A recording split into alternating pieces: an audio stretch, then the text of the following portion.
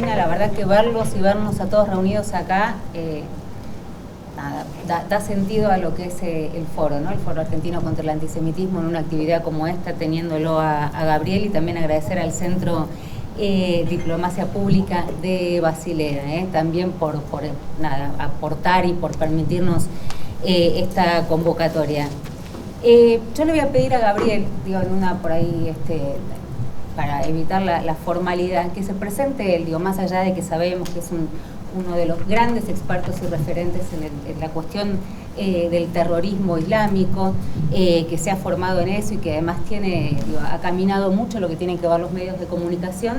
Siempre me parece que es mejor que uno cuente lo que quiere contar de uno, ¿no? Y entonces en la presentación le dije antes de arrancar, ahora un ratito, que él nos cuente un poco, cuál es qué es lo que él quiere destacar y por qué es importante su presencia acá, más allá de que creo que todos los que estamos lo podemos por lo menos intuir.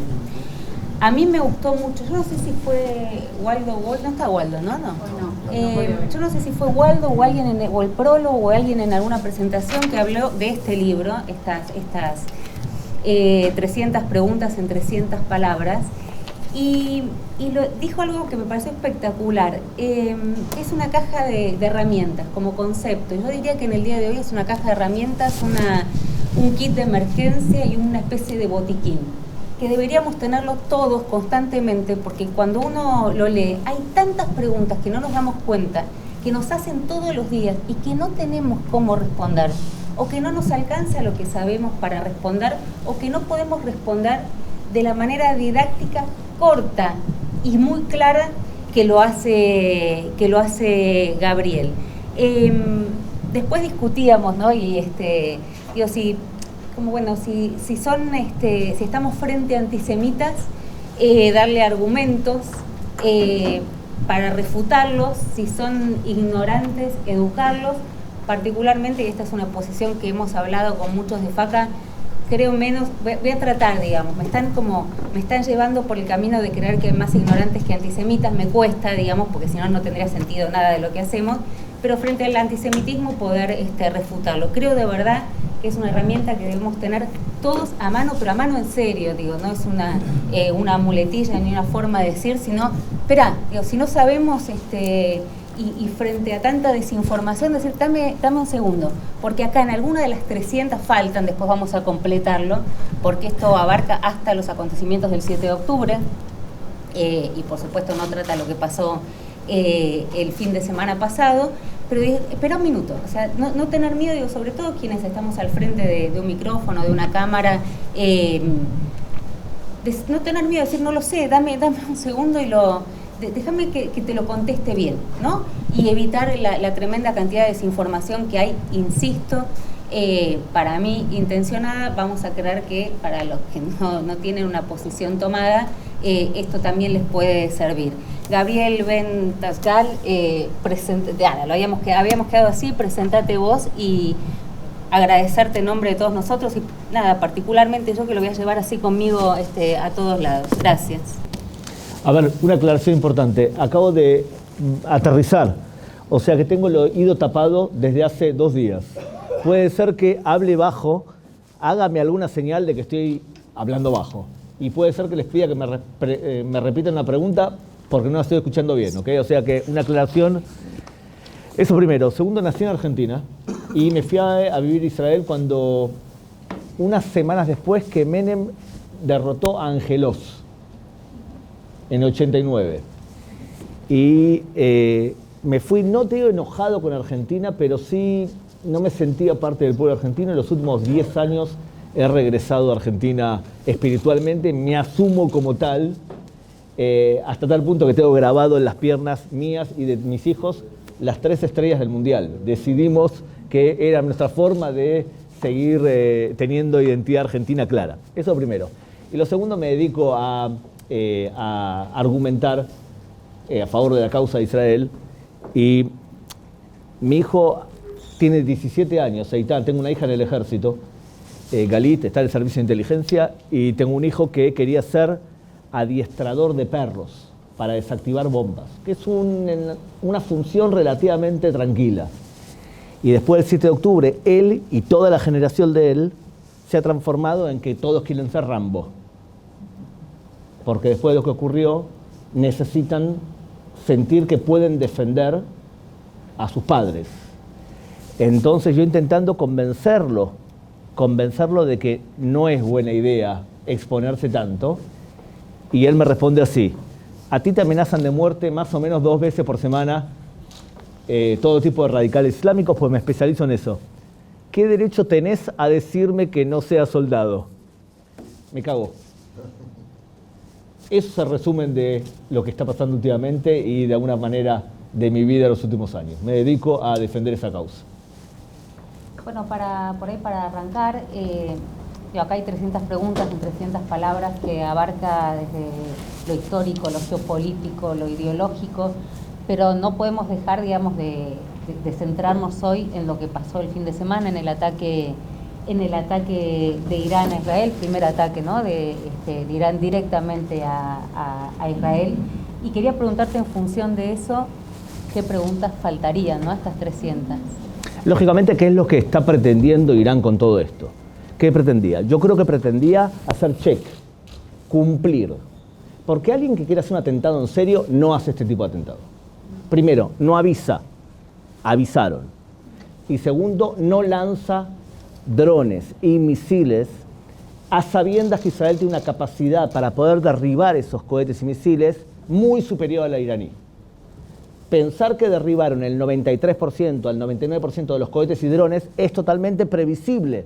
Si Israel no tiene solamente cúpula de hierro, que es lo que todo el mundo repite, tiene flecha 1, flecha 2, flecha 3 y onda de David, que son muy superiores. Cuando tú lanzas un misil, cuanto más largo lo lanzas y cuanto más grande es el misil, más fácil es bajarlo. Entonces Israel tiene una capacidad que Irán la conoce. ¿Para qué avisa? ¿Y para qué lanza algo derribable? Creo yo, para cumplir. ¿Es la primera vez que lo hacen? No. Cuando Estados Unidos asesinó a Qasem Soleimani, el líder de Al-Quds, antes de la pandemia, Irán respondió a través de las milicias chiitas en Irak, atacando bases militares en Irak, de Estados Unidos. Les avisaron a los soldados y los soldados se refugiaron y no hubo ninguna muerte de ninguna persona. O sea que no es la primera vez que lo hacen, ¿eh? Creo yo que lo hicieron para cumplir, amedrentando a Israel, o sea, no perdiendo la capacidad de disuadir, pero no exagerando la disuasión, con la esperanza de que Israel no reaccione. Y puede ser que Israel no reaccione. Sí. Puede ser que no reaccione. ¿Por qué? Porque la guerra entre Israel e Irán no es nueva. Empieza en el 79 y ha tenido un montón de altibajos y momentos de gran violencia. Hasta ahora la guerra entre Israel y Irán fue una guerra de proxies. Irán entrena, financia, Hamas, Hezbollah, a los tontos útiles que hagan el trabajo que ellos no se atreven a hacer. Ahora amenaza con hacerlo de forma más clara. Pero a Israel no le conviene. Ahora, a ver, desde el punto de vista estratégico, puede ser que no le convenga porque tiene solidaridad internacional y apoyo del mundo.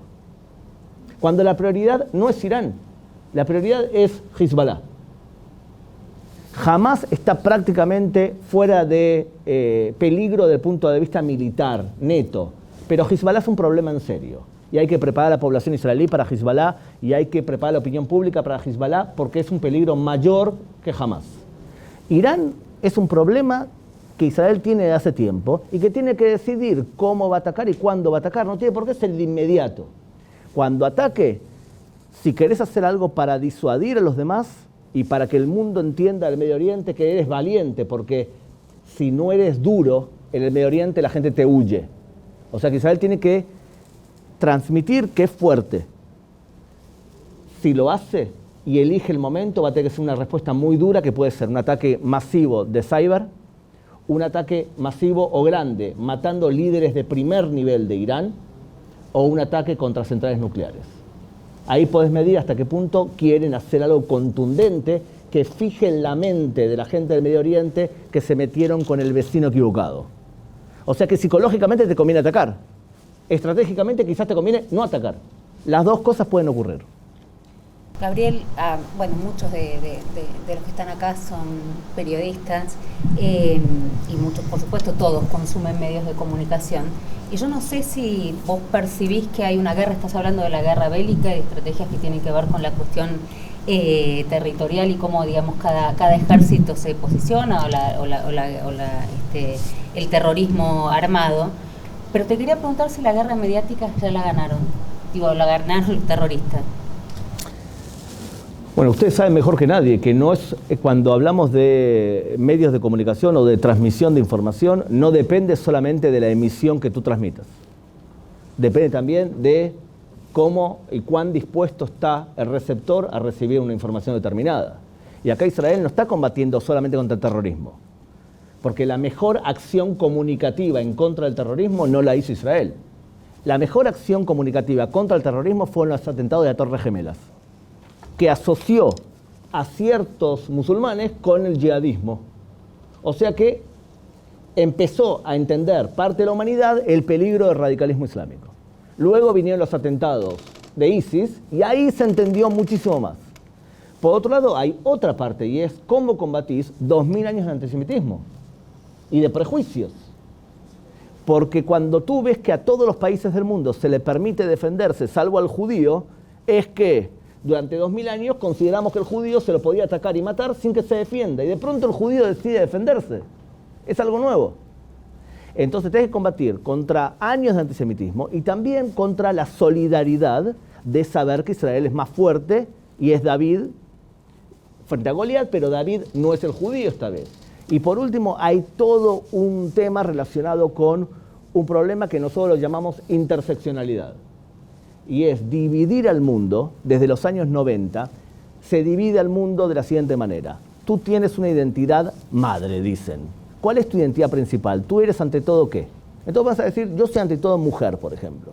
Entonces, la interseccionalidad, que fue creada por una mujer llamada Khrushchev en Los Ángeles, porque ella era una mujer lesbiana de color, y ella decía, el mundo está dividido en dos, entre las víctimas y los victimarios. ¿Quiénes son las víctimas? Las que siempre sufren.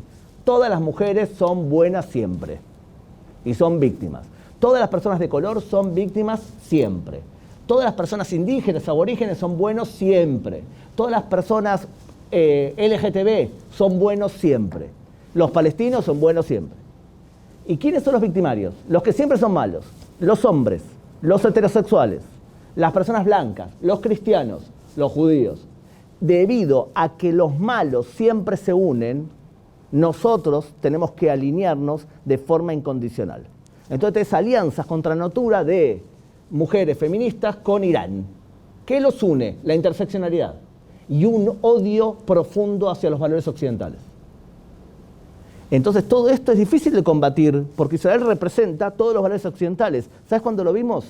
Durante la pandemia. ¿Se acuerdan que durante la pandemia hablamos todo el tiempo de cómo Israel protegía a sus ciudadanos en un mundo transnacional, en donde Israel había salido a comprar vacunas para vacunar a la población y cómo protegía a la población? Eso es el fenómeno modernista clásico.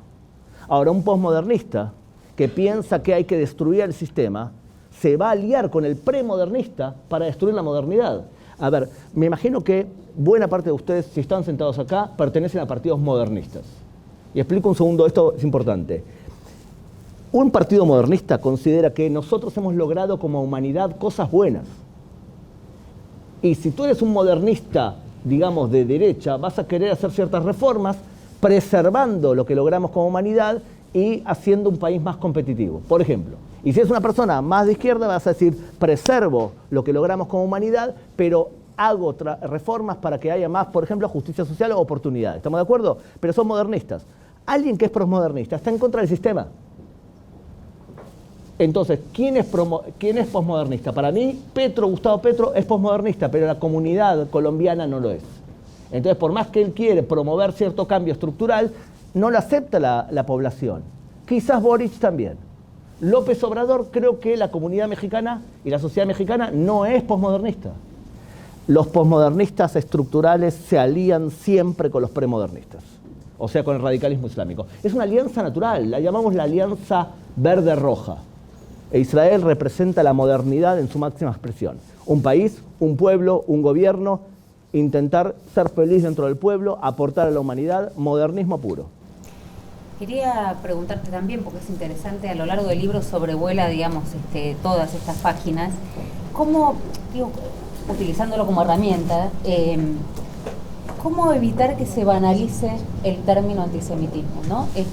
Porque al banalizar se pierde fuerza, ¿no? Y al repetirlo, digo, cualquier crítica, digamos, a Israel es antisemita. Vos te lo preguntás de esta manera. Cualquier crítica que emita a un judío y que sea criticado, que sea respondida, ¿es antisemita?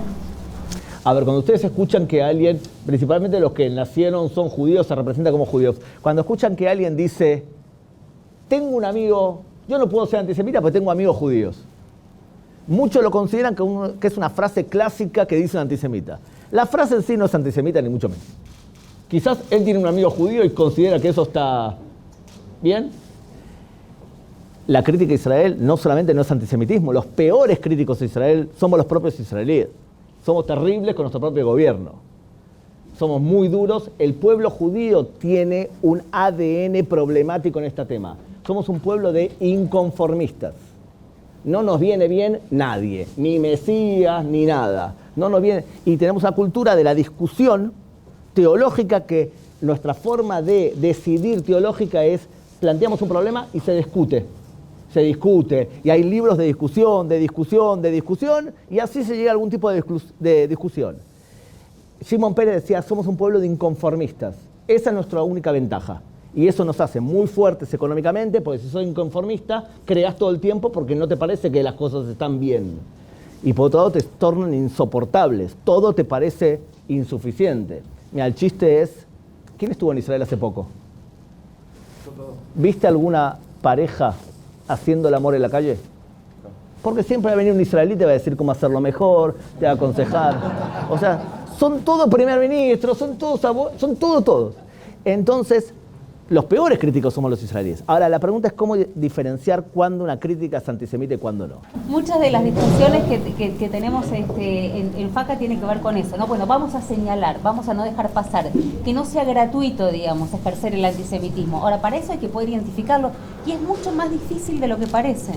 Claro, porque puede ser todo y puede ser nada. Yo tengo la siguiente técnica. Primero, a un antisemita lo puedes identificar de dos técnicas diferentes. La primera, está obsesionado con los judíos. Otros temas no le calienta, pero los judíos de Israel le calienta siempre. Segundo, es maniqueísta, siempre piensa blanco y negro. Todo lo que hacen los judíos está mal. Y tres, demoniza con la palabra, insulta. Cuando dice que Israel es un estado nazi, que Israel hace apartheid, los que estuvieron ahí hace poco, viste árabes judíos viviendo en el autobús y todo lo demás, si hay algo que no es Israel, es apartheid. Margarita, tú estuviste hace unos años, pero aparte de ahí no hay ni cerca. ¿Por qué lo hacen? Porque utilizan una técnica parecida al nazismo. El nazismo, antes de asesinar judíos en cámaras de gas, a través de la palabra hizo una guerra dialéctica de convencer a la humanidad que el judío no era un ser humano, sino que era un virus. Entonces, esa es una técnica. Obsesión, maniqueísmo y insultos. Hay otra, que es las 3D, de legitimar al Estado de Israel. O sea, todos los estados tienen derecho a existir, salvo Israel. 2, doble estándar. Lo que le pedimos a Israel no se lo pedimos a nadie más. Y 3, demonización. Cuando tenés las 3 variables juntas, está frente a un antisemita. Bueno, tenemos una ¿vale? Ahora, digamos, vos te podés guiar por el discurso también. ¿Cómo habla el antisemita? Lo voy a decir rápidamente. Los dos pilares teológicos del antisemitismo son, ante todo, la teoría del reemplazo o de del supersesionismo. Y es lo siguiente, decir que Dios tenía un pacto con los judíos y fue reemplazado este pacto por un pacto nuevo, que es el pacto con el mundo cristiano, y por eso se llama Nuevo Testamento, que es una palabra supersesionista. Debido a que fue reemplazado, hay que asegurarse que el inferior deja de ser relevante. Va a venir San Agustín de Hipona y va a decir, no hay que matar a los judíos, hay que mantenerlos vivos como referentes de la superioridad del cristianismo. Van a venir los cruzados y van a decir, todo lo que dijo San Agustín de Hipona, no, vamos a matar judíos. Y desde entonces se asesina judíos. Pero el supersesionismo es una premisa teológica que la Iglesia hoy rechaza totalmente. Cuanto más cristiana es la persona, suele ser menos antisemita. ¿Y hay diferencia entre...? Un segundo. Sí, dale. Segundo pilar teológico. Los judíos asesinaron a Dios.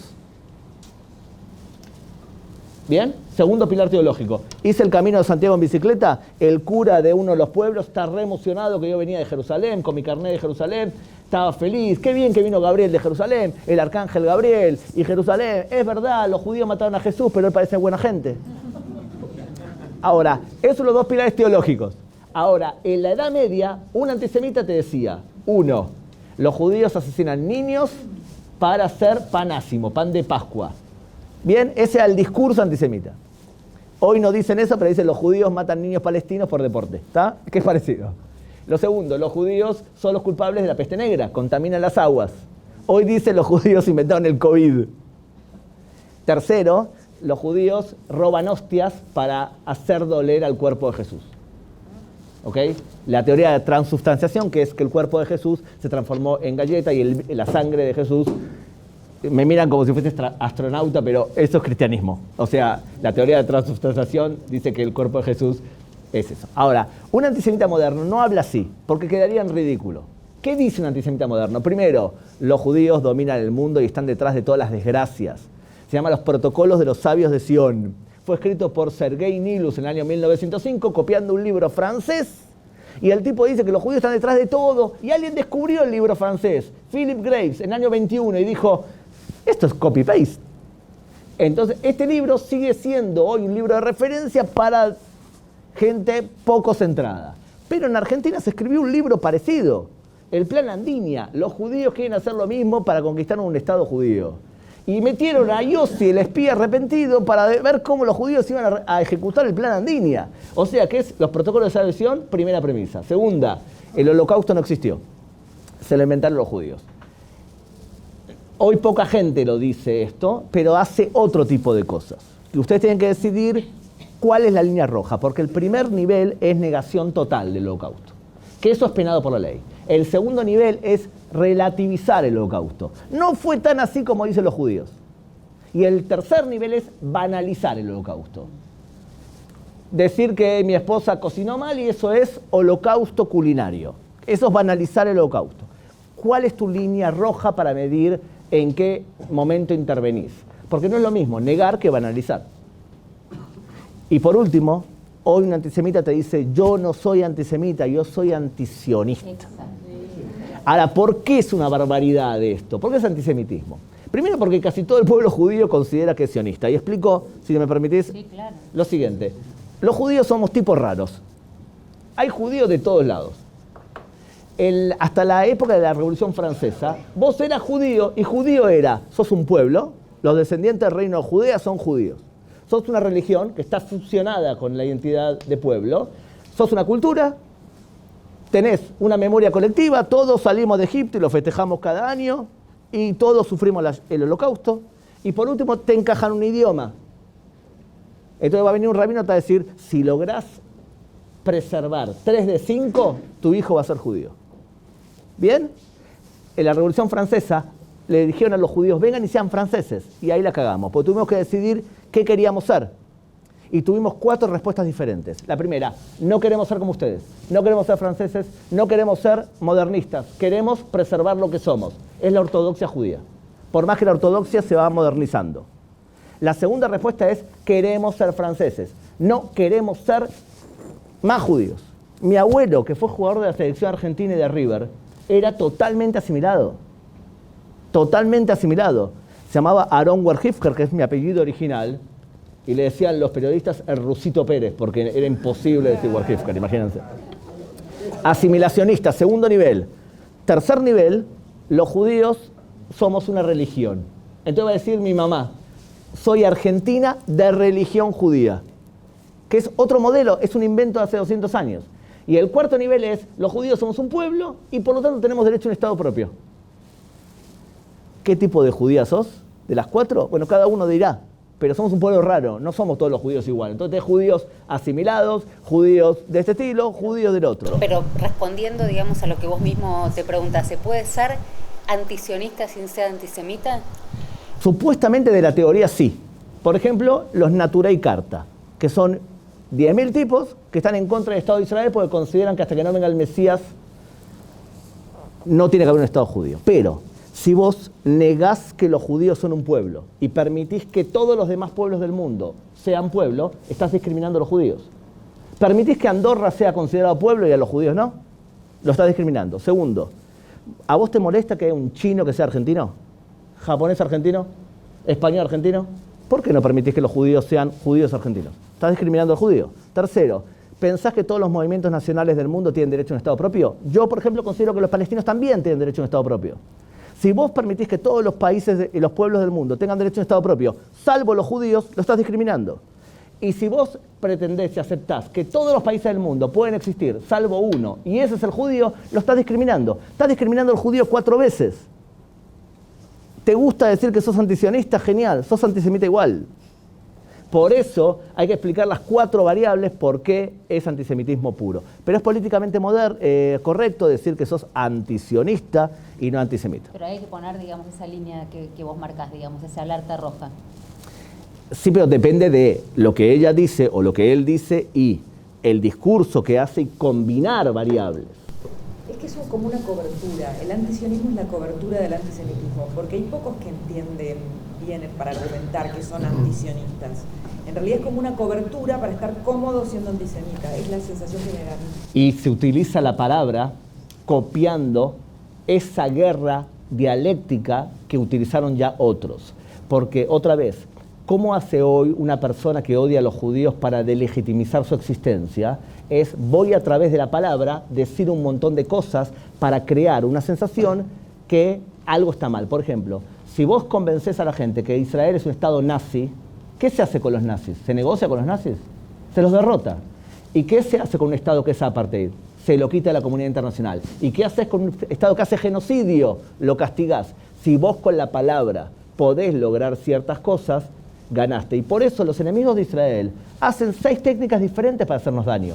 La física, que es la que estamos mejor preparados. La legal, intentar demostrar que Israel es el único que viola la ley internacional. Tercero, utilizar los medios de comunicación. Y hay medios de comunicación que han demostrado una irresponsabilidad antisemita terrible.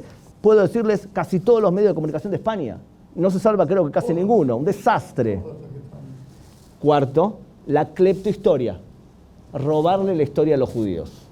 Decir que los judíos nunca existieron y que existía un pueblo antiguo llamado los palestinos que estaban antes que los judíos. Eso es cleptohistoria, robarle la historia antes que estaba antes. Quinto es el BDS. Vamos a intentar boicotear a los judíos para que no tengan comercio con nadie y de esa forma sean débiles. Y por último, la guerra dialéctica. Utilicemos la palabra. Entonces, ¿en cuál de los 6 estamos bien? Y en algunos sí y en otros somos un desastre. El antisemita no puede irse de rositas por la vida sin pagar un precio. Porque odiar a las mujeres también lo demandarías. Y odiar a las personas de color también la demandarías. La vía legal es indispensable. Entonces, una de las cosas es, ¿tenemos acumulada información para empezar a demandar gente? Cuando empezás a demandar gente, amedrentás a los demás. Que ser antisemita tiene un costo. O sea, ¿qué batallas combatimos? Y si tenemos la vía legal también para poder rendir cuentas de una acción que no es legal. Y ustedes en este sentido tienen una ventaja. Tienen leyes muy buenas, comparado con el resto del continente. Lo voy a decir ahora a nivel general. Cuanto más católico de origen y cuanto más europeo es el país, suele ser más antisemita. Los 3 países de habla hispana con más tradición antisemita son Argentina, Chile y España. España tiene una tradición antisemita muy problemática. Chile es un desastre hoy. Y Argentina, de los 3, tiene una tradición antisemita notable. El primer libro antisemita fue publicado en Argentina, se llama La Bolsa, 1890. Los judíos son los culpables de la caída de la Bolsa de Valores de Argentina, cuando no vivían judíos casi acá. Segundo, el primer pogrom fuera de Europa fue en Argentina, Semana Trágica. El partido nazi más grande del mundo fue en Argentina. El libro Plan Andina fue en Argentina. Y a pesar de eso, la tradición tiene las mejores leyes, han adoptado la declaración de la IRA, se toman el tema de antisemitismo en serio, combaten contra el antisemitismo. Yo creo que de los 3 países que acabo de nombrar, Argentina es el que lo está haciendo mejor. Yo no sé si tuvo la suficiente difusión tampoco, digamos, bueno, porque salió prácticamente al mismo tiempo que el fallo de la Cámara de Casación respecto de los atentados de la Embajada y de la AMIA, pero la adopción de, digamos, de la definición de antisemitismo de la IRA es muy importante y es otra herramienta que tenemos para combatirla. ¿Podés explicar? Es una declaración que hizo el Instituto de Memoria del Holocausto, donde explica qué es el antisemitismo y te explica 11 variables para reconocer un discurso y una acción antisemita. Entre otras cosas, decirle al judío que el judío tiene doble identidad y que no es fiel a su país, ahí sí, es una manifestación de antisemitismo. ¿Cuál es el problema? La declaración de IRA no es una ley, no es ley. No forma parte, ahora que estoy estudiando abogacía puedo fardear, no es parte del inciso 22 del artículo 75. No está adoptado como ley por ser algo internacional. Ahora bien, a través de jurisprudencia se puede transformar en algo aceptado por todos. Y en Paraná y en otros lugares ya empezó a emitir sentencias donde jueces dicen: esto contradice lo que nosotros nos comprometimos a cumplir. Entonces podés, a través de jurisprudencia, fomentar que ese tipo de discurso es antisemitismo. Pero tenés que ponerte las pilas legales. Es importante que me parece que no tuvo suficiente alcance, insisto, creo que quedó rezagado por el fallo, pero que hay que tenerlo en cuenta, que todos nosotros tenemos que tener en cuenta esto que acaba de decir. Ahora vamos a ir a preguntas, porque me parece que por supuesto todos queremos participar. Y por el mismo precio se llevan el libro de antisemitismo, que explica los primeros capítulos. No quería dejar de preguntarte otro, digamos, de los lugares en los que se cae, que uno escucha constantemente, y a mí sí me sorprendió, digamos, lo que significa la caja de resonancia del Senado cuando se habla de territorios ocupados. Es complejo, pero... Pero vos lo podés hacer fácil, si contestás así cada 300 palabras. A ver, desde el punto de vista de la ley, ustedes saben que la ley está basada, la ley internacional, en convenciones internacionales, que el Estado se compromete a cumplir. En temas de territorios, según la Convención de Ginebra, número 2, un Estado no puede tomar territorios de otro Estado y sí puede administrarlos para luego devolverlos sin hacer modificaciones sustanciales. Durante el periodo de dominio tiene que imponer un régimen militar. Pero se habla de estados y Palestina nunca fue un estado y nunca formó parte de ningún estado. Por lo tanto, desde el punto de vista de ley fría, tiene un estatus un poco diferente, dice Israel. Ahora bien, la segunda fuente de ley, en ley internacional, es la costumbre. Y la costumbre se transforma que tomar territorio por la fuerza no es legal, no importa qué estatus tenga el territorio. Lo que pasa es que esa costumbre fue desarrollada en los años 90 y los territorios fueron tomados por Israel en el año 67. O sea que es medio complicado porque la ley no es retroactiva. Pero no importa, digamos. O sea que se puede analizar que el conflicto es ocupado y que el conflicto es, como dice Israel, y nunca se definió, porque lo que dice la ONU no es ley, son declaraciones. Incluso lo que dice el Consejo de Seguridad no forma parte de la ley. ¿El territorio es ocupado? El territorio no es ocupado, ese territorio es en disputa. De todas formas, no es el problema. de territorios en disputa, no de territorios ocupados. Claro, pero no es el problema eso. Yo creo que el problema no es. El problema es cuando la gente señala todo el tiempo que los territorios son ocupados. Lo que te está diciendo es otra cosa. Lo que te está diciendo es que el problema es territorial. Que el conflicto palestino-israelí es un conflicto por tierras. Eso es lo que te está diciendo. Entonces, hay toda una escuela de pensamiento en América Latina muy fuerte que nos explica que los conflictos son territoriales, por agua, por petróleo, por cosas materiales. El conflicto palestino-israelí es un conflicto religioso. No de parte de los judíos, los palestinos. Y el Islam, en su versión radical, considera que los judíos no tienen derecho a ninguna tierra, en ninguna frontera, igual que los cristianos. Por lo tanto, lo voy a decir a nivel general. Cuando alguien te habla de territorios ocupados, lo que está diciendo es traduciendo el Medio Oriente al idioma que le viene cómodo a él. ¿Querés hablar del Medio Oriente? Háblame de religión, háblame de etnias, háblame de conflictos que tengan que ver con lo que se vive en el Medio Oriente. Desde el punto de vista de vos escuchás lo que dicen los palestinos y no hablan de territorios ocupados a menos que hablen con un periodista occidental. Te hablan en terminología islámica. ¿Por qué Arabia Saudita defiende a Israel contra Irán? Porque Arabia Saudita es sunita y Irán es chiita y se odian desde el año 661 o 680. ¿Por qué Hamás ataca dentro de Israel si no había presencia israelí en la Franja de Gaza y no había ocupación? Porque el problema no es por tierras, es un problema mucho más grave. Si fuese por tierras, lo solucionás. Vos reconocés que yo tengo derecho a las tierras y yo reconozco que vos tenés derecho y nos partimos. El conflicto es mucho más grave. Por eso, en general, cuando alguien te hable... Cuando salís del territorio, sobre todo, ¿no? Hoy el conflicto que tiene un nivel internacional global es estrictamente político, ¿no? Para la gente del Medio Oriente no lo es. Para la gente del Medio Oriente el conflicto, la actitud de ellos es religiosa. Te puedo dar un montón de ejemplos, te voy a dar unos cuantos. El ataque del 7 de octubre.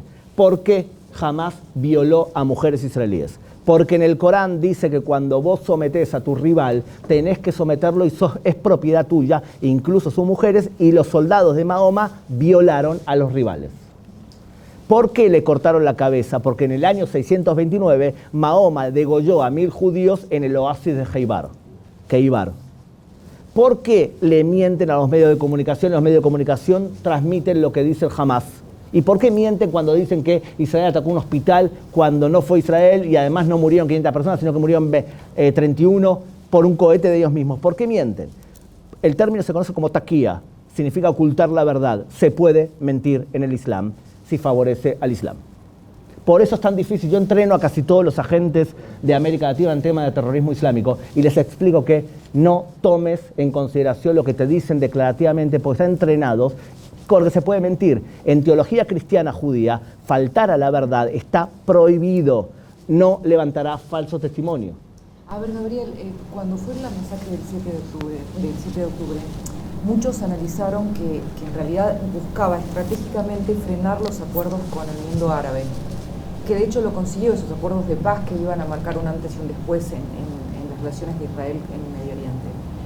Ahora, este ataque con drones, que como vos bien decís, es imposible que Irán no haya sabido que Israel no podía evitarlo e interceptarlo, ¿no tiene como objetivo buscar una escalada para que al reaccionar Israel quede más aislado en la comunidad internacional y genere encima una conflagración mucho mayor, porque tenemos aparte Rusia y China esperando una acción para también intervenir? Yo creo que Irán no quiere una guerra con Israel. No la puede sostener, ni bélicamente ni económicamente. Tiene 40% de desempleo en la edad de ustedes, en la edad productiva. 40% de desempleo, 35% de inflación bimestral. Bueno, para ustedes puede ser que no suene tan raro, pero ¿está bien? 35% de inflación, ¿ok? Y tienen un problema serio porque toda la economía está dominada por la Guardia Revolucionaria y no va bien. Y además tiene quilombos internos muy graves con los baluchis y con los árabes dentro de Irán. No creo que Irán quiera, por lógica, poner en peligro su régimen a sabiendas que la población interna se les puede levantar en cualquier momento. Creo que lo están haciendo para mostrar que todavía son potencias porque ellos amedrentan a Arabia Saudita, a Emiratos, ellos son los enemigos y menos Israel. No creo que quieran una guerra abierta contra Israel porque sería medio suicida, técnicamente, ¿está bien? Creo que vuelven a la doctrina de utilizar a los proxies, eso por un lado. Ahora bien, lo que dices creo yo que es correcto. Israel va hacia un acuerdo de paz con Arabia Saudita, claro, porque el Medio Oriente hoy se divide en 4 fuerzas políticas. La primera, todos los que son chiitas. Chiitas, sunitas, si quieren después explico la diferencia. Chiitas, 15% del Islam. Irán es chiita. Irak hoy en día es chiita. Siria es chiita. Por más que la población no lo es, pero el gobierno sí. Y Líbano es chiita porque está dominada por Hezbollah. Eso se llama la media luna chiita. Luego están los países muy radicales que fomentan el terrorismo pero no lo hacen. Se llaman los países de los hermanos musulmanes. Qatar y Turquía. Hablaron de Qatar y la doble moral. Ahora va, Qatar. Ya arrancamos con un segundo, No desordenemos, terminamos. Tercer grupo. Venimos también, vamos a las preguntas. Tercer grupo. Grupos radicales islámicos que quieren un califato. Hamas, Hezbollah, Al-Qaeda, ISIS. Cuarto grupo, sunitas, no radicales. Jordania, Egipto, Emiratos, Arabia Saudita, que se van modernizando. Y se van modernizando porque tienen 2 peligros. Uno, le tienen pánico a Irán. Y segundo, vivimos un periodo histórico post-petrolero. tienen que diversificar la economía, tienen que buscar nuevas, y nada mejor que ser aliado de Israel. Por lo tanto, es irreversible el pacto de paz en Israel y Arabia Saudita. Irreversible. Irán intenta romper ese pacto porque una semana antes del atentado, 2 ministros israelíes visitaron a Arabia Saudita con bandera israelí y participaron en congresos internacionales. Eso demostraba, vamos a un pacto de paz. Arabia Saudita citó en el último Ramadán, el discurso final lo hizo un imán que se considera sionista. Están preparando a la población para un pacto de paz. Lo que pasa es que Mohammed ibn Salman, que es el rey de Arabia Saudita, tiene un problema. Son como 20.000 en la familia y algunos están de acuerdo y otros no. Y cada uno gobierna una zona y cada uno tiene un ejército y no tiene una política común. Ahora, dicho esto, entonces, Irán intentó romper este pacto a través de los proxies. Una cosa es intentar romper el pacto y otra cosa es suicidarte vos como país. Por eso me parece que no lo van a hacer a menos que sean irracionales. Lo que pasa es que los yihadistas tienen tendencias irracionales. Vos entendés que el Ayatollah Khomeini, bueno, el Ali Khamenei, el que está ahora, es considerado en el Islam chiita como ma'asum. Y la palabra ma'asum significa nunca se equivoca. Cuando vos tenés un tipo que nunca se equivoca y todo el mundo piensa que nunca se equivoca, entonces podés hacer barbaridades como ir más allá de tus capacidades.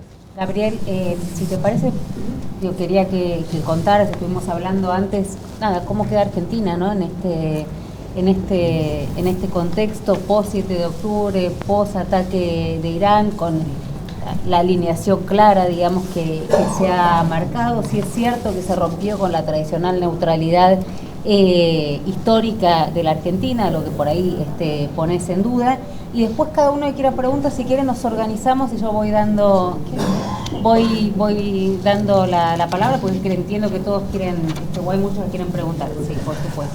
A ver, la penetración chiita en América Latina es seria, no es sunita como en Europa. Ustedes tienen 5 dramas. Primero, Dawa. Dawa es con dinero del Medio Oriente levantar comunidades para convertir al cristianismo, al Islam, a cristianos. Ocurre en varios lugares. Ustedes también tienen acción de Dawa. Lo empezó en Argentina Musa Rabbani cuando era agregado cultural de Irán acá. Abrió, si no me equivoco, unos 50 centros comunitarios y el problema se siente un poco menos acá, pero en Perú se siente mucho más fuerte. Segundo, tiene una televisión en español, llamada Hispan TV, que la ve muy poca gente, pero tiene influencia. Tercero, han descubierto en América Latina que en vez de invertir tanto en acción social grande, es mejor pagarle a algún político que sea tu portavoz. ¿A quién le pagan en Argentina? Por ejemplo. Pero en España, Pablo Iglesias recibió durante años dinero para hacer Hispan TV, Fuerte Apache. Cuarto, importante, tienen relación con el etnocacerismo, con todo el movimiento que dice nosotros queremos recuperar la tierra que nos robaron los españoles. Entonces vemos cómo mapuches, araucanos, etnocaceristas citan a la Revolución Islámica como fuente de inspiración. Y último, tienen un tema con las drogas terrible, porque la amapola que se fabrica y se planta en Siria y el Líbano es la fuente de la droga llamada Captagón, que es la droga que entraron los yihadistas al ataque del 7 de octubre. Acá creo que se llama fentanilo, pentilina, algo por el estilo. Y esta droga, que es una droga muy problemática, es una pastilla que vale $10 nada más, te envalentona, es mucho más barata y mucho más eficiente que otras drogas, y la fabrican en Siria y en el Líbano. Ahora, está dando vuelta por todo el mundo esta droga, y acá, según la CIA, lo que han hecho es un acuerdo con los narcos distribuyen y ellos limpian dinero.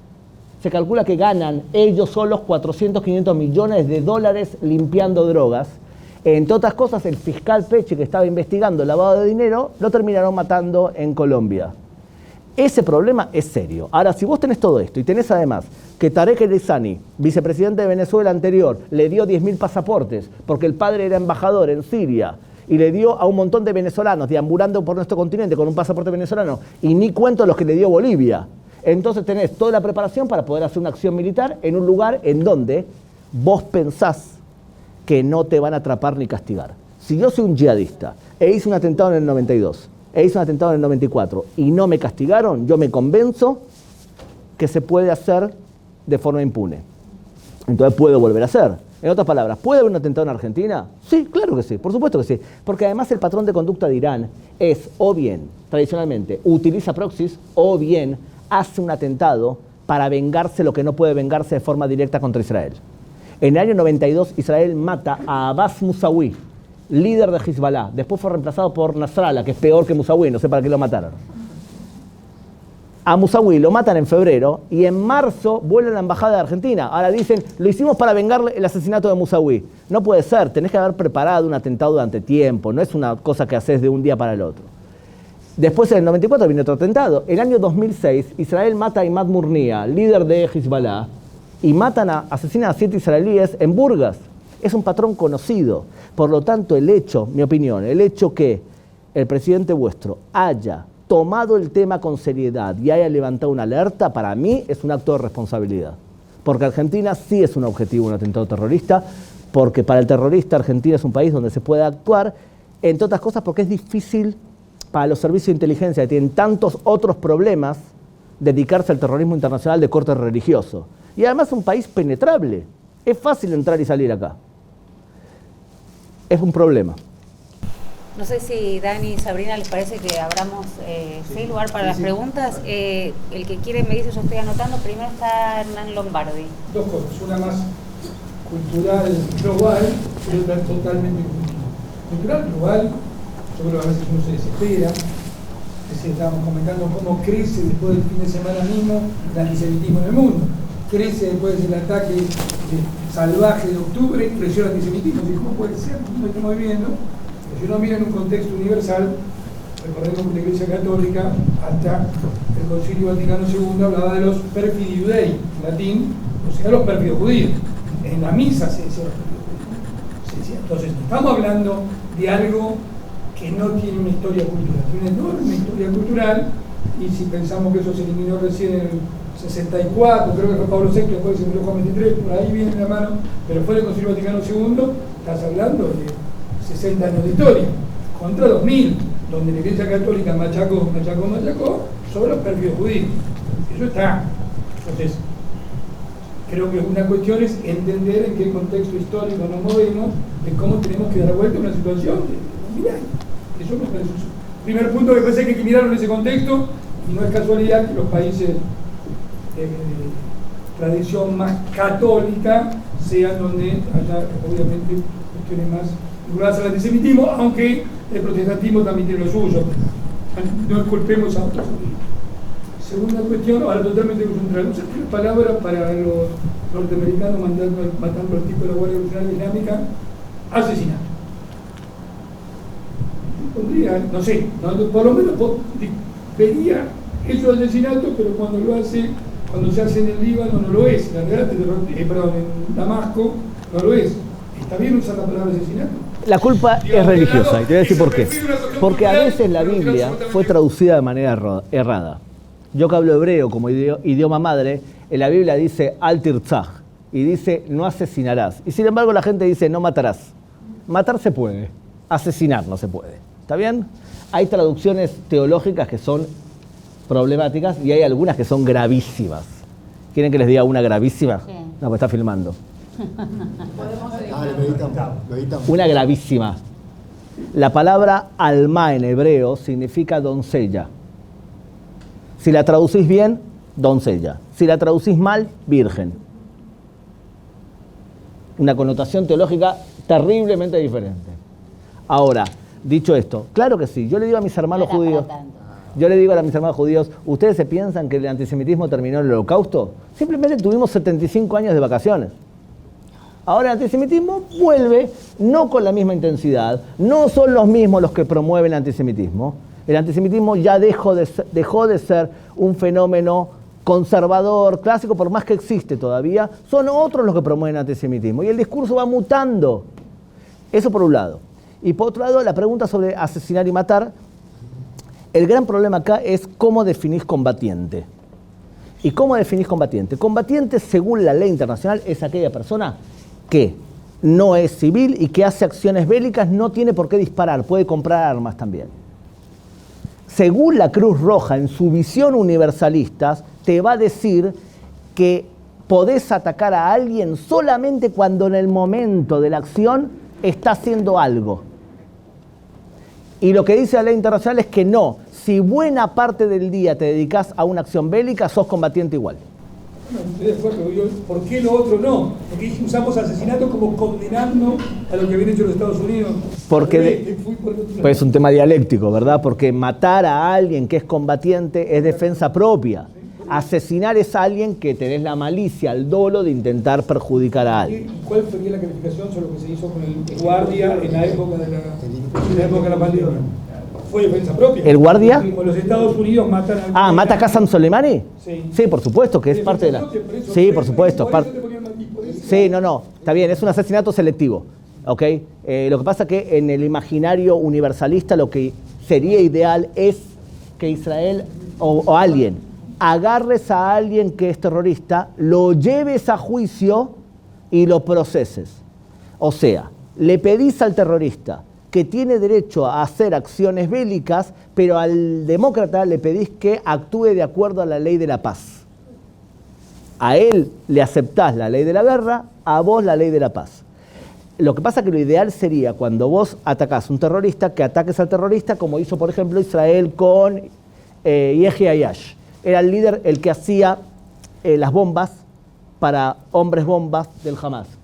Israel lo que hizo fue, le dio un teléfono móvil, ¿te acuerdas los Motorola, los viejos, lo que tenían, que te rompían el bolsillo? Le dio un teléfono a esto con una bomba, se lo cambió. Y lo llamaron por teléfono, él respondió, cuando descubrieron que era la voz de él, le volaron la cabeza y nadie se enteró en la casa. Y después la empresa telefónica de Israel empezó una campaña publicitaria que decía, la foto de Yehi Ayash con el teléfono decía, Cellcom, que es la empresa, decía, precios que te volarán la cabeza, ¿está? Y eso es lo mejor, es intentar matar selectivamente a alguien sin hacerle daño colateral a nadie. Lo que pasa es que es muy complicado hacer ese tipo de acciones siempre. Mariano Causino. Bueno, gracias. Muy amable, muy interesante. Uno está de acuerdo bastante con casi todo, no con todo. A mí me parece que no entendí bien por qué usted dijo que el problema realmente era el conflicto con Hezbollah y de algún punto entendí como que minimizaba el accionar de Irán, cuando yo entiendo que Irán es verdaderamente la única amenaza existencial que tiene el Estado de Israel en última instancia, y que me parece que es realmente lo que hay que plantear en la comunidad internacional, que es un país que está dominado hace 45 años por un régimen teocrático antioccidental que promueve la destrucción de Israel, no solamente de Israel, que busca un arma nuclear que en caso de ser conseguida va a desestabilizar aún más esa región del mundo, y que si Israel pierde el monopolio en materia nuclear en esa región, es una situación totalmente distinta, y me parece que es realmente el punto del antisemitismo, porque si el Estado de Israel es en definitiva la última garantía que tiene el pueblo judío de su existencia. De modo tal que no entendí bien por qué usted en un punto minimizaba el rol de Irán como riesgo en última instancia. Y lo último que diría para recordar, como una reflexión de lo que aquí se ha hablado, la realidad es que el mundo es como es. El mundo tiene una característica que, por un lado, es un mundo democrático, porque cada actor del sistema internacional tiene una representación en la Asamblea General. Pero en otro sentido, el mundo es oligárquico, porque los países que tienen armas nucleares no son lo mismo que los que no lo tienen, el poder militar existe. Y por otro lado, el mundo es anárquico, porque la realidad es que las reglas internacionales no tienen cumplimiento obligatorio, o no tienen cumplimiento obligatorio en última extremo. De modo que eso es una realidad en la cual vivimos. Y cuando usted tiene actores internacionales como Irán no es un país más del sistema internacional, Irán es heredero de un imperio, es heredero de una cultura milenaria. Irán es un país que tiene una dirigencia que se ve a sí misma como recipiendaria de un mandato histórico de ejercer un rol de primer magnitud en el mundo. No es un país más, eso hay que tenerlo siempre presente. Los persas no son recién llegados al sistema internacional. Lo que pasa es que la desgracia es que cayó la monarquía allá y tenemos este régimen. Pero no entendí bien por qué ustedes en un punto sentí que lo estaba minimizando. Gracias, Ramírez. Primero que desde el punto de vista bélico, Irán no es una amenaza existencial para Israel hoy hasta que no tenga una bomba nuclear. Si es que no la tiene. ¿Está bien? Y el problema de Irán no es de Israel. es de la comunidad internacional, toda. Lo que pasa es que la comunidad internacional espera que Israel es el que haga el trabajo que debería hacer la comunidad internacional. Lo que pasa es que, desde el punto de vista técnico, hoy no es una amenaza existencial para Israel porque no tiene la capacidad bélica para amedrentar a Israel de verdad. No significa esto que no nos haga daño real. Te puedo explicar por qué estoy diciendo que no es una amenaza bélica real. Estamos hablando de un país que tiene sistemas antimisilísticos muy desarrollados, que tiene 3 estaciones superiores a la que tiene Irán. Irán no tiene misiles que salen a la atmósfera, que salen de la atmósfera. Irán no tiene misiles que se desdoblan en 2. No tiene, por ejemplo, submarinos con capacidad de poder lanzar misiles nucleares, e Israel tiene 6. Entonces, hay una diferencia sustancial de calidad bélica que hace que para mí no es una amenaza existencial, hasta que tenga su bomba nuclear. ¿Puede hacerle daño a Israel? Sí, pero Israel puede hacerle mucho más daño a Irán. Creo que es un problema de la comunidad internacional, que no tiene que ver solamente con Israel. La pregunta es si la comunidad internacional se moviliza para poder sancionar. Ahora, desde el punto de vista táctico, real, evidentemente, si Irán cae, caen todos los proxies, o se debilitan los proxies. Pero la verdad es que Irán tiene a su mejor proxy, y el que nos puede hacer más daño real, y es Hezbollah. Hezbollah tiene 200.000 cohetes, de los cuales tiene por lo menos 10.000 misiles, con capacidad de llegar a donde lo apuntas. Por eso mi hija me manda el otro día una foto y me dice, estoy en Beirut. No estaba en Beirut mi hija. Lo que pasa es que Israel modificó el campo magnético para el GPS y le indicaba a Waze que estabas en Beirut, para que si disparaban un misil, vaya para otro lado. ¿Está bien? Entonces, tiene esta cantidad de armas. Tiene no 500 kilómetros de túneles como tiene Hamas. Tiene por lo menos 3.000, construidos por Corea del Norte y pagado en parte con droga. Y tiene unos 100.000 soldados, de los cuales 50.000 son fijos, y tiene unos 5.000, 10.000 soldados de la Fuerza Radwan, que son soldados de élite relativamente. Entonces, imagínate que vos sos el gobierno del Estado de Israel y tenés a 60.000 a 80.000 ciudadanos del país no viviendo en el norte, se desalojaron y están en el sur. ¿Vos le vas a pedir al ciudadano que vuelva cuando del otro lado de la frontera está Hezbollah, que te puede hacer un atentado muchísimo peor al que te hizo Hamas?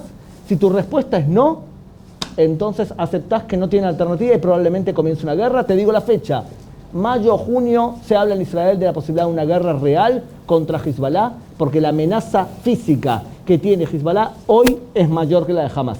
Porque para mí va a haber una guerra contra Hezbollah, clara, y no dentro de mucho. Por eso, por ejemplo, creo que coincide el hecho de que haya menos soldados en la Franja de Gaza, para que la economía no se resienta y para preparar a la población que descanse por una guerra contra Hezbollah. Y creo que Israel está buscando una guerra contra Hezbollah porque está atacando de forma sistemática, matando líderes, esperando que Hezbollah reaccione. ¿Cómo podría reaccionar Hezbollah? Si Hezbollah mañana lanza 1.000 cohetes contra Israel, está diciéndole a la comunidad internacional, agredimos, y entonces va a haber una respuesta. Esto también le sirve a Netanyahu para mantenerse en el poder. Además de todo lo que acabo de decir, le sirve a Netanyahu. O sea que si Netanyahu quiere sobrevivir políticamente, para mí, tiene que primero debilitar mucho a Hamas o ganarle. 2, debilitar a Hezbollah mucho y después firmar un acuerdo de paz con Arabia Saudita. Si hace esas 3 cosas, a pesar de lo que le pasó, para mí, si se postula nuevamente, gana.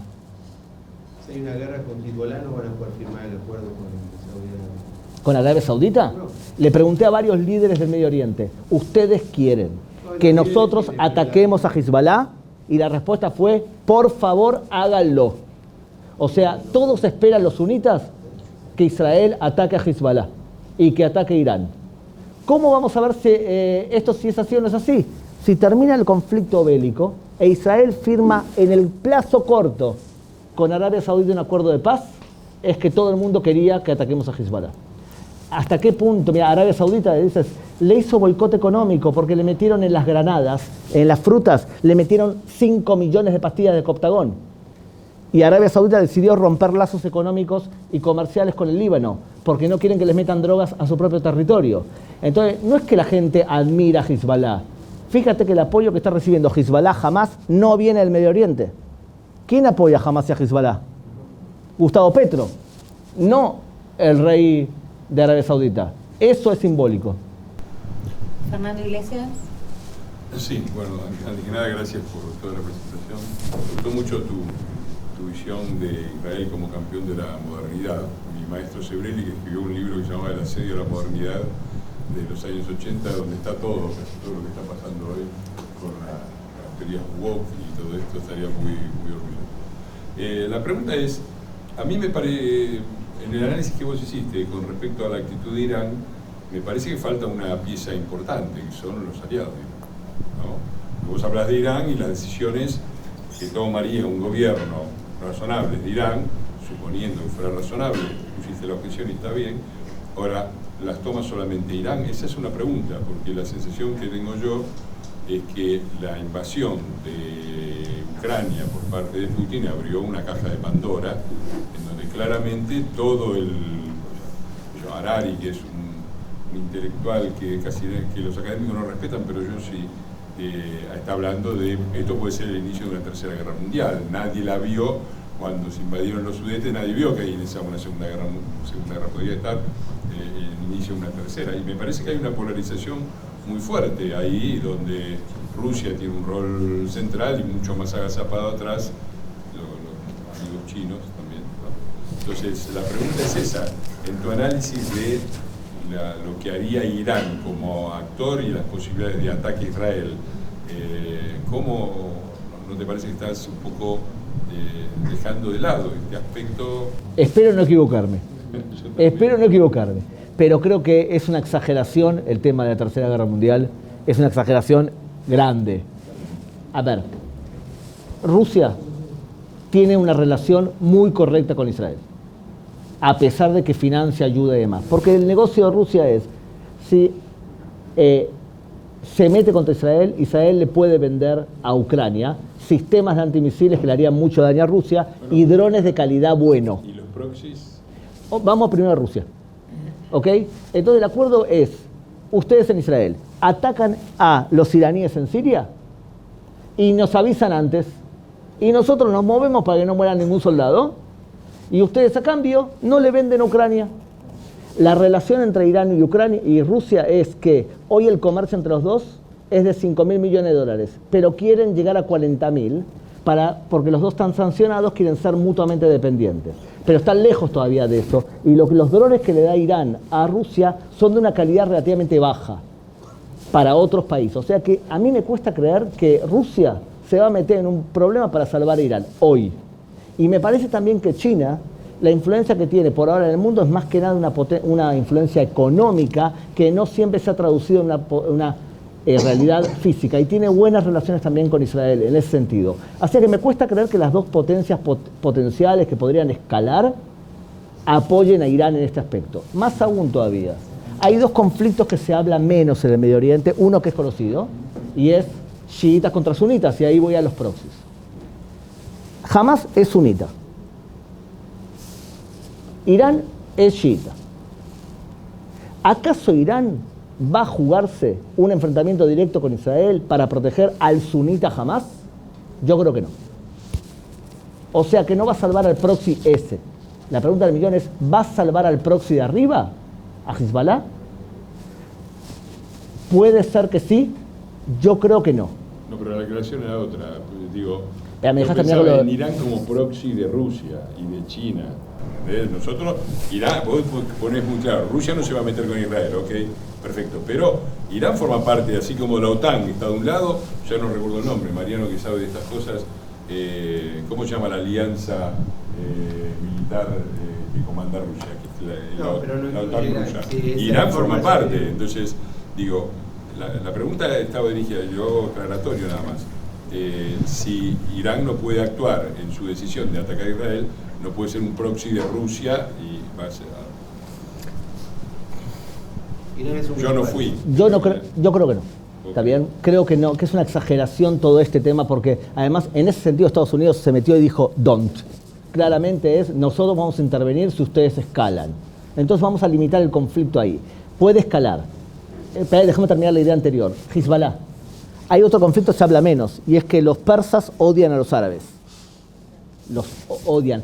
porque como bien decías con respecto a Irán, la cultura persa se siente a sí misma superior a la árabe. Fueron conquistados por los árabes y se convirtieron en el Islam chiita para no ser como los sunitas. El peor insulto que le podés decir un árabe que le dice a un persa es mawali. Y mawali eran médicos que fueron conquistados por el Islam y vendidos como esclavos. Tanto es así que dentro de Irán hay una provincia árabe donde Irán colocó su primer reactor nuclear en Bushehr, lo puso en territorio árabe, cosa que si explota, que mata a los árabes. Entonces se odian, en serio. Entonces la pregunta es, Hezbollah es árabe, es chiita. ¿Puede ser que Persia, o sea, que los iraníes salgan a una guerra total, escalando, para defender a Hezbollah? Creo que no. Espero no equivocarme. Y creo que no también, que no vamos hacia una escalada mundial por este conflicto. Deberían ocurrir otras cosas. El Medio Oriente no creo que sea tan importante a nivel regional. Puede contenerse el conflicto en esta región por el tipo de conflicto que es. Jorge Sigal. Dos cosas que me parece que nosotros tenemos como problema desde que el antisemitismo se extendió y tiene una versión progre. Por lo menos desde el punto de vista de la batalla cultural, nuestro mayor problema ahora está en la cercanía, donde participan incluso muchos con nuestra propia cultura. Entonces me parece interesante, me gustaría el antisemitismo brutal, como lo tenemos acá, tenemos una cantidad de argumentos, una valija de argumentos. El otro es un poquito más complicado. Dos elementos fundamentales que yo escucho en la vecindad, que es Israel tiene derecho a defenderse, pero no puede hacer la bestialidad que hizo. Es insoportable que mate chicos. De eso no me hablo. Segundo, yo defiendo a Israel, yo puedo defender la integridad del pueblo de Israel, pero no voy a defender a Netanyahu. Porque un autócrata, porque es un tipo que quiere quedarse ahí, está atacando porque no tengo voz. Dos herramientas que me gustaría argumentar un poquito. La segunda, estoy de acuerdo. El único chiste que te puedo decir es que se acaban de fusionar Netflix y la empresa Yahoo. Se acaban de fusionar y la empresa es Netanyahu. Chiste pésimo, pero bueno, ya. Me parece bien. O sea, lo único que tener en cuenta es lo siguiente. Robert Dahl, un gran politólogo, decía que a ti tienes autoridad por 4 fuentes de autoridad. A ti te respetan por la tradición. En algunas comunidades la tradición es importante. Te respetan por la ley, te respetan por tu conocimiento o te respetan por el carisma que tenés. En Israel importa solamente el carisma y el conocimiento. Y Netanyahu tiene de sobra. Entonces, gobernar a los judíos durante 19 años tenés que tener una capacidad de oratoria, de carisma y de conocimiento que hay que respetar. Y el israelí tiene una cultura política mucho más profunda que casi todos los países del mundo. Entiende, sabe y compra lo que considera posible. Entonces, en ese sentido, que no lo voten. Me duele más la coalición que hace Netanyahu con partidos de extrema derecha y ortodoxos. Me parece que no es una coalición sana para Israel, ¿ok? O sea que ese punto está. Con respecto a lo segundo, yo expliqué antes la influencia de la interseccionalidad y pienso que sí, que el problema que hay acá es que a veces la extrema izquierda se sube a cruzadas perdiendo la brújula moral en el camino. O sea que hay cosas que están mal. Feministas que realmente son feministas no pueden estar a favor de Irán. O personas que defienden grupos LGTB no pueden estar a favor de esta gente. O sea que no por el objetivo estratégico general podés hacer tantos renunciamientos tácticos. Eso te degrada a ti y la pregunta es si tenés la capacidad para hacer un debate intelectual para poder neutralizar ese tipo de pensamiento. Y no tiene que ver con Israel, tiene que ver con todo el fenómeno que estaba diciendo también Fernando, y es todo el fenómeno de la posverdad, las redes sociales, que cualquiera se transforma en una persona que puede opinar según los seguidores que tengas, un montón de cosas que afectan a los judíos de Israel y al antisemitismo por todo lo que hay alrededor. Ahora, evidentemente, si vos me preguntás a mí, esta posverdad, ¿qué provoca? Y entre otras cosas provoca políticos mucho más agresivos de lo que había antes, incapacidad para dialogar, y no digo porque te apagaron el teléfono, el micrófono había sido a vos, te había apagado el teléfono. Varias veces. Sí, lo que pasa es que yo de vez en cuando sigo la política argentina, me divierte en ciertas cosas, me gustan tus entrevistas. Por eso no te gusta la atención. ¿Cómo? Por eso no te gusta la atención.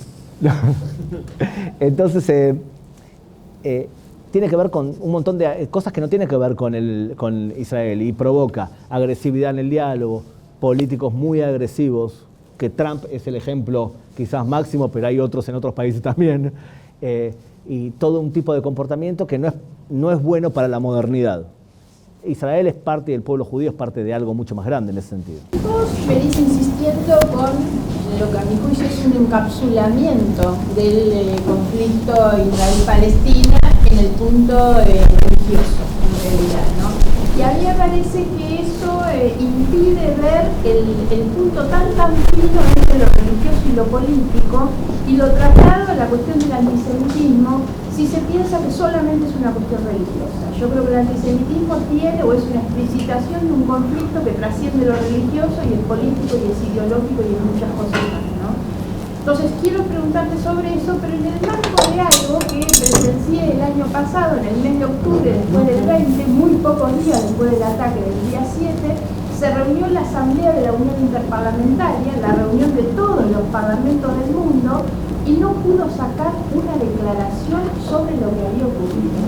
Las propuestas eran demasiado antagónicas. Argentina, con otros países latinoamericanos y algunos países de Europa, presentó una postura muy equilibrada y sin embargo no pudo salir. ¿Por qué no pudo salir? Porque hoy hay un nuevo escenario y un nuevo mapa mundial donde la multiplicación de los países y sobre todo las fuerzas y las alianzas que traban los países árabes impidió que eso saliera en la Unión Interparlamentaria.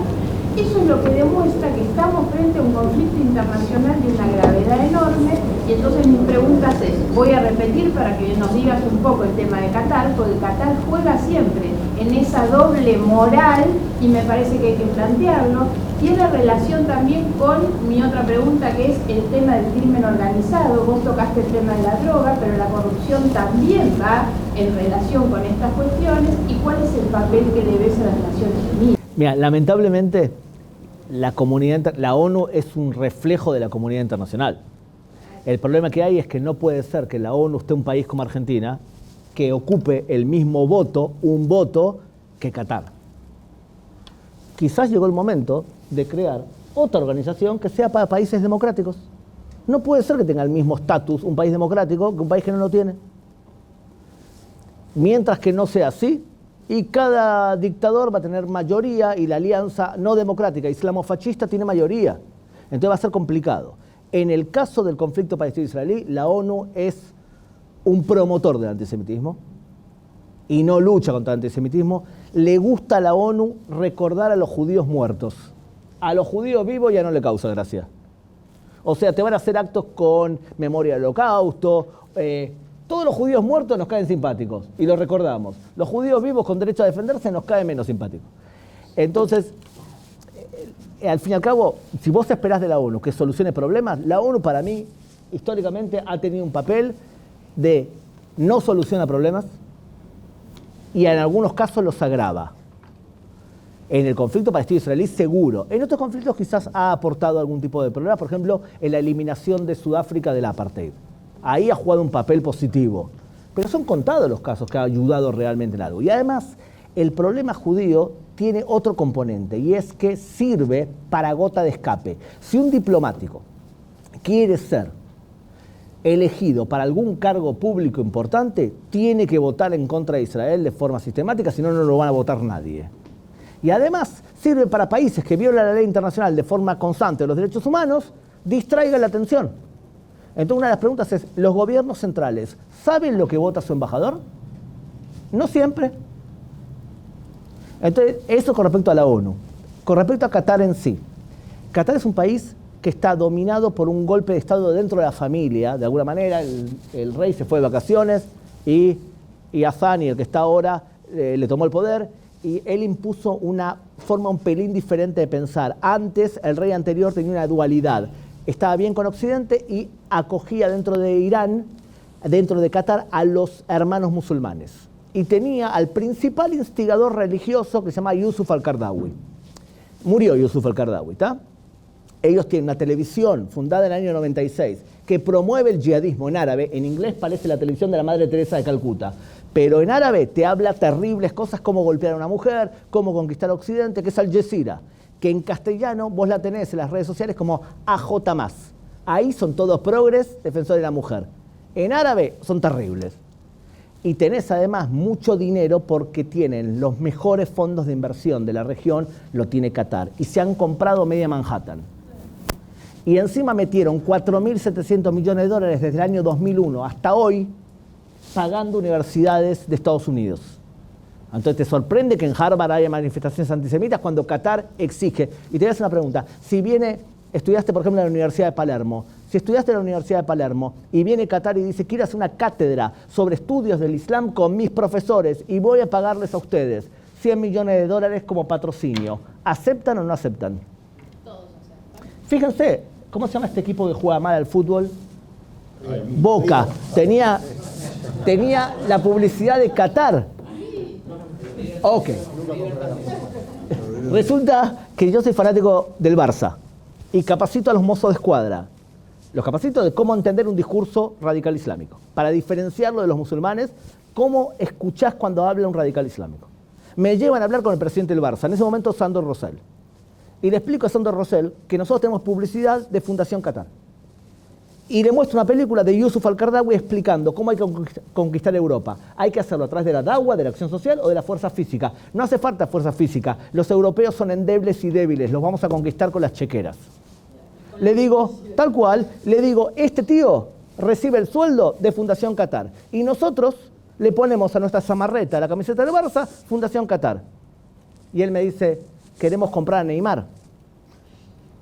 Entonces le digo, muy bien. Entonces escuché una frase en árabe, le digo, si tú me necesitas, yo te compro. Desde el momento que le dimos a Qatar la posibilidad de organizar un mundial, y cuando se criticaba la muerte de 6.000 obreros extranjeros en Qatar, vino Infantino y dijo, nadie puede criticar a Qatar, ¿qué derecho tenemos los occidentales a hacerlo? Y le permitimos algo así, cuando Qatar fomenta el radicalismo islámico y tenemos un problema nosotros no tenemos las ideas claras de qué valores queremos defender. Entonces cuando yo estaba en la reunión del presidente Fernández con las familiares de las víctimas de los secuestros, y los familiares decían, no hay que presionar a otros, sino a Qatar, porque Qatar es quien financió a Hamas con 20, 25 millones de dólares, porque son hermanos musulmanes, otra vez, religión. Ellos son los mediadores y ahora Qatar se elevó el nivel de atención del mundo hacia Qatar, porque ahora explotó esto y todo el mundo dice jamás Qatar. Y por último, el tema religioso. El tema religioso es importante porque se puede alcanzar un acuerdo desde la religión. Las religiones cambian, se reforman, se modernizan. Una persona cristiana de la época de las cruzadas no es igual de un cristiano hoy. Es verdad, hay que curarse de 2000 años de prejuicios, como bien has dicho, pero un cristiano de hoy no piensa como una persona de la Edad Media. Por eso, cuanto más cristiano es hoy una persona, suele ser más amigo del pueblo judío. Dicho esto, las religiones se reforman. El Islam se radicalizó después de la Primera Guerra Mundial, cuando Francia e Inglaterra conquistaron al Islam. Y la respuesta del Islam es ¿por qué nos conquistamos si nosotros somos superiores? Porque no fuimos buenos musulmanes. Tenemos que volver a la religión a través de la da'wa y volver a ser potencia a través de la da'wa, de la acción social o de la fuerza física.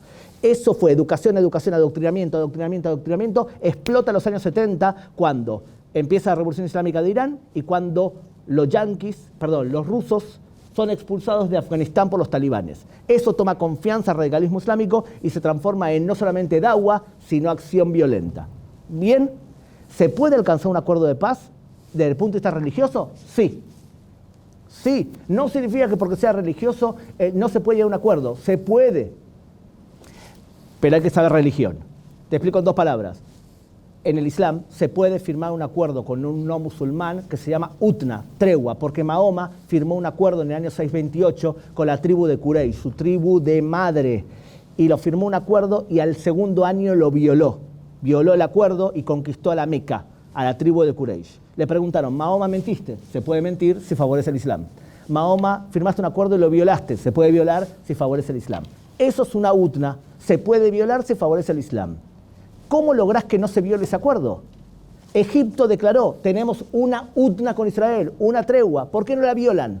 Porque sos potente económicamente, militarmente, o sea que podés firmar una utna hasta que se modere el Islam. Bueno, me preguntás a mí, ¿estás dispuesto a ceder territorios para que haya una utna? Sí. Pero es una utna, porque el concepto de paz es un concepto judeo-cristiano. En el concepto de paz va a haber una armonía total hasta que venga el Mesías. Ese concepto no existe en el Islam tradicional. En el Islam tradicional el concepto de paz se llama sulha y es perdón solamente dentro del Islam. Por eso vuelvo todo el tiempo al tema del Islam, porque uno de los problemas que tenemos en América Latina es que traducimos el Medio Oriente al idioma que nos viene cómodo. Y hacemos lo que se llama West Planning. Traducimos a temas religiosos, a temas que nos vienen a nosotros. Sí, hay otros factores que influyen, pero esencialmente si no existiese el factor religioso, no hay conflicto. Tenemos que ir cerrando, por supuesto agradeciéndole al Centro de Diplomacia Pública Basilea y a todos ustedes que están acá, porque me parece que la presencia de Gabriel habla de que queremos educarnos, queremos entender, queremos tener más herramientas y de un profundo compromiso que FACA genera, digamos, un espacio para que sucedan estas cosas. Muchísimas gracias y que cierres abril, como se abrió. Perdón, ¿puedo decir una cosa Sí. como argentino? Ah, ¿quién quiere decir Por favor, algo como argentino? como argentino. ¿Quiere decir algo como argentino? Que no sea de fútbol. Que no sea de fútbol. Miren, en el año 84 tuvimos una inflación de 450% en Israel. Y el gobierno tomó una medida que era, vamos a hacer un pacto nacional. Los gremios se comprometen a no hacer huelgas. Los empresarios a no despedir gente. El gobierno baja el gasto público 20% a 40% según la época y va a haber un control de precios muy estricto. Bien, así se contuvo la inflación. Se creó una nueva moneda, el nuevo shekel y demás. Todo país, creo yo, tiene que tener un USP claro y un ESP claro.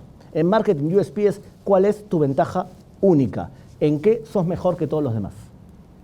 Y una ventaja emocional. Cuando decís Argentina, ¿qué te produce emocionalmente?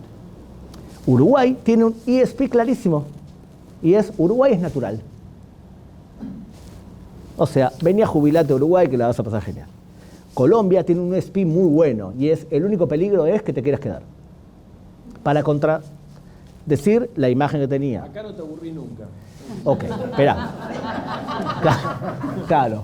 Ahora, mi pregunta es, Israel hizo ese recorte, pero inmediatamente se plantearon en qué somos buenos, en qué somos el mejor país o qué ventaja relativa tenemos. Y llegaron a la conclusión que somos buenos creando ideas para vender al mundo.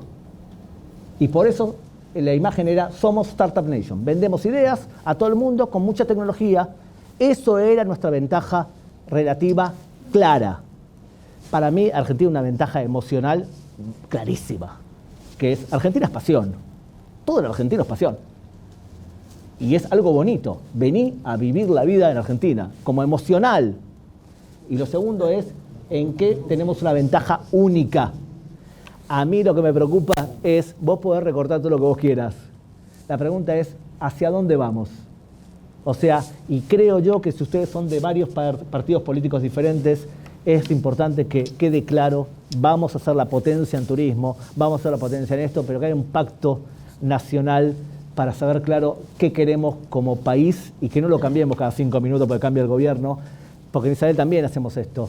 No hay, incluso si hay cambio de gobierno, seguimos siendo Startup Nation y seguimos creando y felicitando a aquel que crea para beneficio de la humanidad.